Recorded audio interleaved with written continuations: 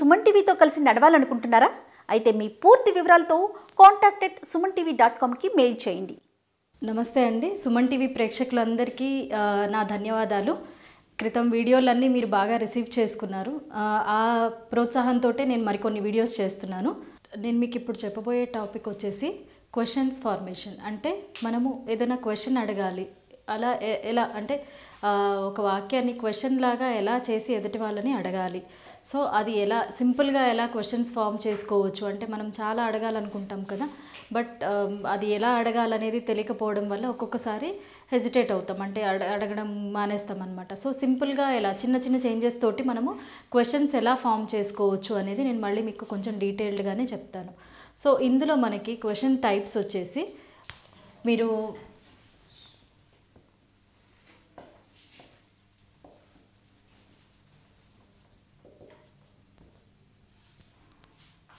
నేను ఒక ఎగ్జాంపుల్ చెప్తాను చూడండి.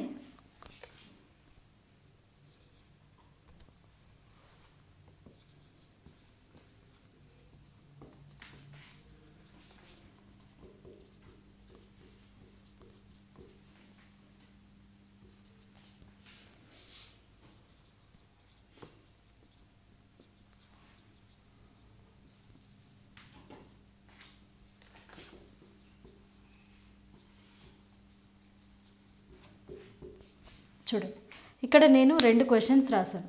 ఈ 2 క్వశ్చన్స్ వచ్చేసి ఇది మీకు తెలుసు కదా, ఇంట్రాగేటివ్ సెంటెన్స్ అని చెప్పాను నేను మీకు. సో ఇక్కడ మీరు ఫస్ట్ దాన్ని గమనించినట్లయితే, డూ యూ ప్లే క్రికెట్, నువ్వు క్రికెట్ ఆడతావా? సో ఈ క్వశ్చన్కి నేను ఒకవేళ ఆన్సర్ ఎక్స్పెక్ట్ చేశాను అనుకోండి, అది సింపుల్ ఎస్ ఆర్ నోలో ఉంటుంది. అంటే ఈదర్ ఎస్ ఆర్ నో, అంటే ఎస్ కానీ నో కానీ ఒక చిన్న వర్డ్ తోటి నాకు ఆన్సర్ అనేది వచ్చేస్తుంది. కానీ సెకండ్ సెంటెన్స్ మీరు సెకండ్ క్వశ్చన్ ఒకవేళ అబ్జర్వ్ చేసినట్లయితే, who is your favourite player, who is your favourite player అంటున్నాను. అంటే ఇక్కడ నేను ఏదైతే ఆన్సర్ ఎక్స్పెక్ట్ చేస్తున్నానో లేదా నాకేదైతే ఆన్సర్ వస్తుందో అది ఒక ఫుల్ స్టేట్మెంట్లో ఉంటుంది. ఓకే, అంటే మనం మామూలుగా ఫార్మల్గా ఫ్రెండ్స్ మాట్లాడుకునేటప్పుడు కాదు, ఫార్మల్గా చెప్పాలి అంటే కనుక who is your favourite player అంటే my favourite player is so and so అలా చెప్పాల్సి ఉంటుంది. కాబట్టి సో ఈ 2 క్వశ్చన్సే, కానీ వీటికి వచ్చేటువంటి ఆన్సర్ని బట్టి తేడా అనేటువంటిది ఉందన్నమాట. సో ఇక్కడ నాకు ఫుల్ సెంటెన్స్ అంటే ఫుల్ స్టేట్మెంట్ అనేది ఆన్సర్లో వస్తుంది.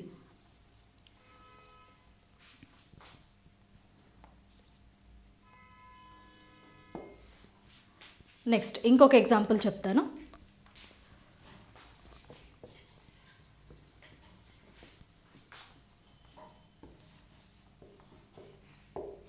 ఇక్కడ చూడండి, దే హ్యావ్ లెఫ్ట్ అనేటువంటిది ఒక నార్మల్ డిక్లరేటివ్ సెంటెన్స్, ఒక నార్మల్ స్టేట్మెంట్. సో దీనిని మనం ఒకవేళ క్వశ్చన్ లాగా మార్చాలి అంటే కనుక ఇక్కడ మీరు బాగా గమనించండి, దే అనేటువంటిది subject, have is a helping verb, okay, left is a verb. అంటే ఇక్కడ వెళ్ళిపోయారు అనేటువంటిది ఒక పని జరిగింది. సో నేను దీన్ని క్వశ్చన్ లాగా రాయాలి అనుకున్నప్పుడు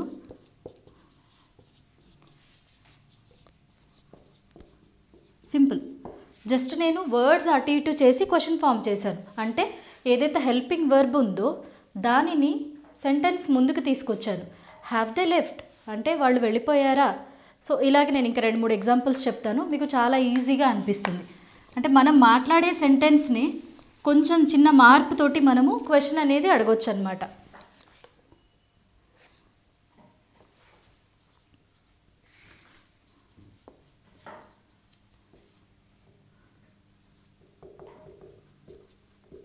ఇక్కడ చూడండి, you can come with me అంటే నువ్వు నాతో రావచ్చు, ఇది నార్మల్ సెంటెన్స్. దీనిని నేను ఒకవేళ క్వశ్చన్ లాగా చేశాను అనుకోండి, క్యాన్ అనేటువంటిది ఈ హెల్పింగ్ వర్బ్ అగైన్, దీన్ని నేను ముందుకు తీసుకొస్తాను సెంటెన్స్ ముందుకి. Can you come with me, నువ్వు నాతో రాగలవా అంటే క్వశ్చన్ అయిపోయింది కదా, సింపుల్. ఇంకొక ఎగ్జాంపుల్ చూసినట్లయితే కనుక,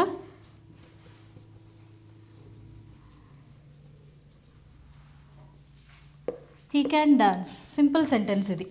so same, can he dance, అతను dance చేయగలడా?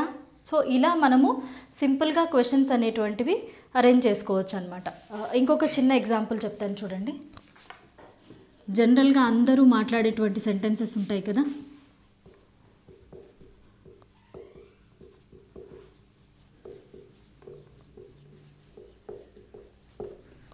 Smoking is injurious to health. ఇది చాలా జనరల్ సెంటెన్స్, అందరూ వాడుతూ ఉంటారు.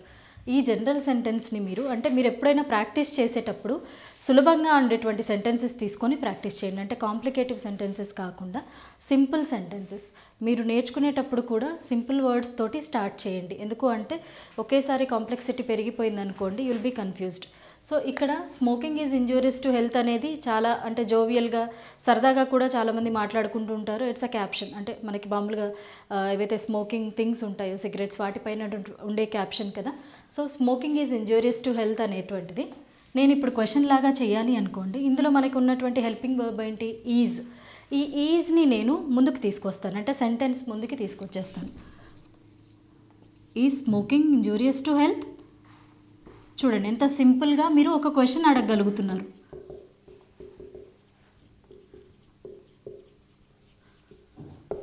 సో ఇలా మీరు సింపుల్గా క్వశ్చన్ అనేది ఫామ్ చేసుకోవచ్చు. తర్వాత ఇందులోనే మనకి క్వశ్చన్ ట్యాగ్స్ అనేటువంటివి ఉన్నాయన్నమాట. సో క్వశ్చన్ ట్యాగ్ అంటే ఏంటి? ఇప్పుడు మీరు ఈ సెంటెన్సెస్లో చూసినట్లయితే ఇందులో మీకు మొత్తం కంప్లీట్ సెంటెన్స్ కూడా మీకు ఇంట్రాగేటివ్, అంటే మొత్తం కూడా మీకు ఒక క్వశ్చన్ లాగా ఉంది. మరి క్వశ్చన్ ట్యాగ్స్ అంటే ఏంటి? క్వశ్చన్ ట్యాగ్ ఏంటి అన్నప్పుడు అందులో మనకి చిన్న ఎగ్జాంపుల్ చెప్తాను, చూడండి.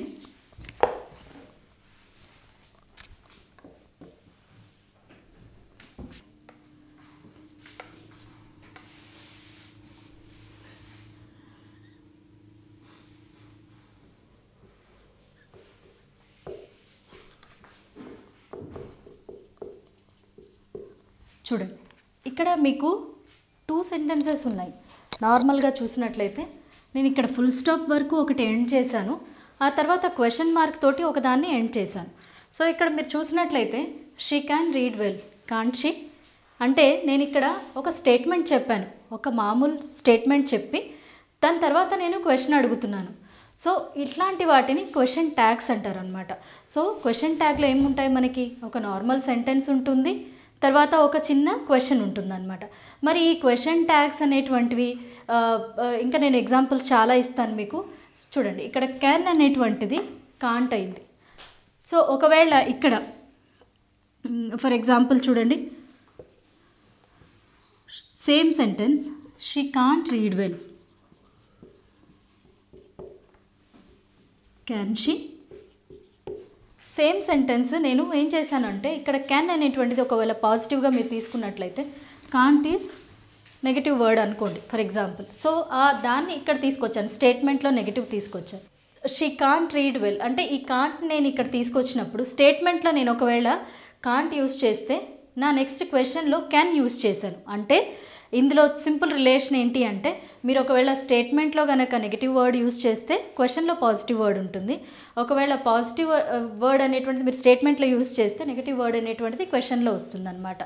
సో అసలు క్వశ్చన్ ట్యాగ్స్ ఎందుకు యూస్ చేయాలి అంటే జనరల్గా మనం మాట్లాడుకునేటప్పుడు కొన్ని సందర్భాల్లో మనము ఏదైతే చెప్తున్నామో అది ఎదుటి వాళ్ళు కూడా యాక్సెప్ట్ చేయాలి. లేదా ఇప్పుడు నేను ఒకరితోటి మాట్లాడుతున్నాను, ఒక కాన్వర్జేషన్ జరుగుతుంది, నేను మా ఫ్రెండ్ మాట్లాడుకుంటున్నాం అనుకోండి.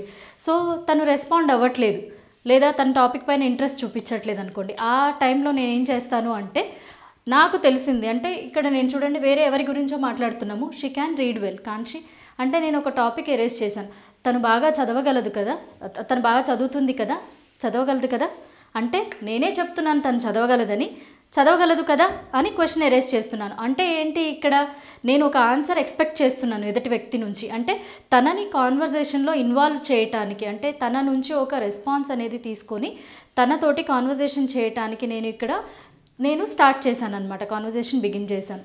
సో కంపల్సరీ నాకు ఒక రెస్పాన్స్ అనేది వస్తుంది. ఇక్కడ తను చదవగలదు అని నేనే చెప్తున్నాను, తర్వాత ఎదుటి వ్యక్తి యొక్క ఒపీనియన్ అనేది నేను తెలుసుకుంటున్నాను. సో క్వశ్చన్ ట్యాగ్స్ అనేటువంటివి జనరల్గా మనము కాన్వర్జేషన్లో యూస్ చేయొచ్చు అనమాట. సో ఇలా మనము క్యాన్, కాంట్ ఇలా మనకి చాలా వర్డ్స్ని యూజ్ చేసి మనము క్వశ్చన్ ట్యాగ్స్ అనేటువంటివి చేసుకోవచ్చు. సో ఇప్పుడు మనం క్వశ్చన్ ట్యాగ్స్ యూజ్ చేయడానికి పనికి వచ్చేటువంటి కొన్ని వర్డ్స్ని నేను మీకు చెప్తాను.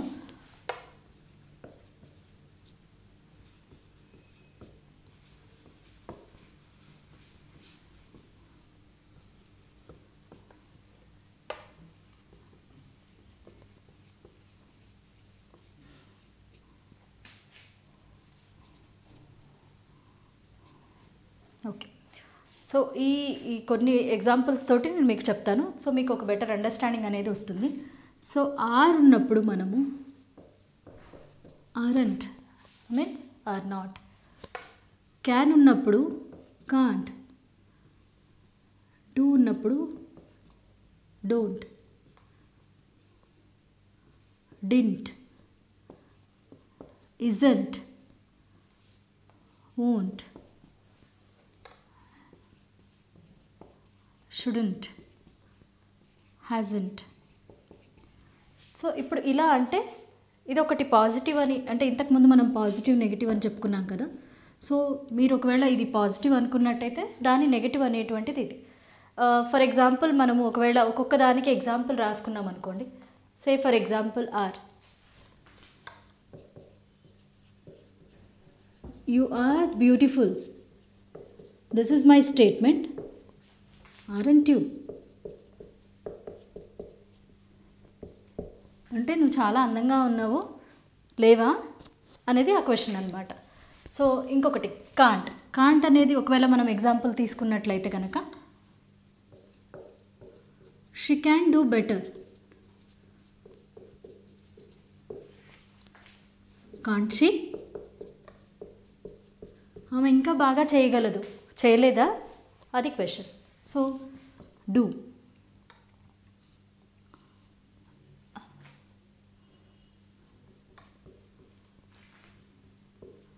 You can do better. Don't you? అంటే నువ్వు ఇంకా బాగా చేయగలవు కదా అది. నెక్స్ట్ డిడ్కి వచ్చేసరికి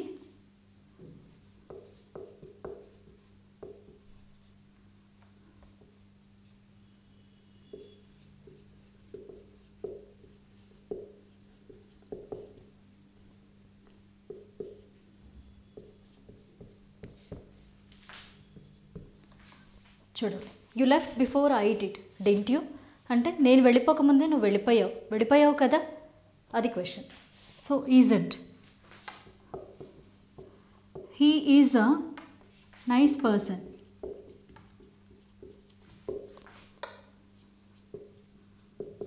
ఇజంట్ హీ? అంటే అతను చాలా మంచి మనిషి కదా, అవును కదా అది question.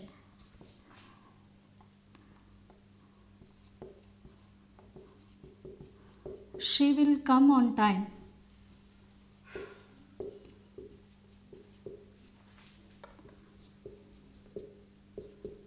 Won't she?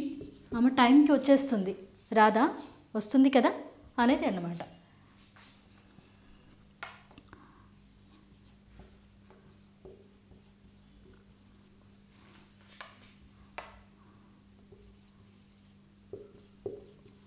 You should work hard.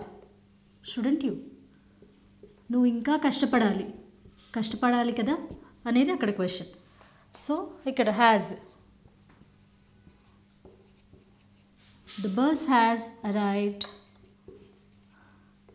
On time. Hasn't it? అంటే బస్ అనేటువంటిది టైంకి వచ్చింది కదా.